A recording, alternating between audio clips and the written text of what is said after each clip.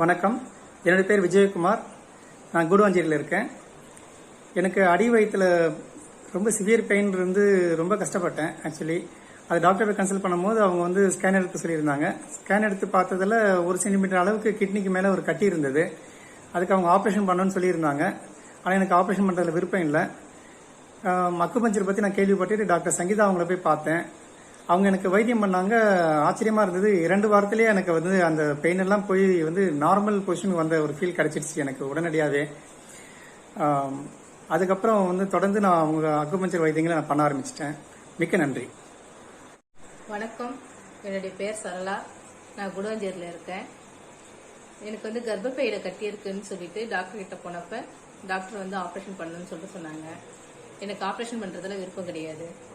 அதனால அக்குப்ரெஷரை பத்தி கேள்விப்பட்டு டாக்டர் சங்கீதா கிட்ட போய் நாங்கள் வைத்தியம் பண்ணோம்.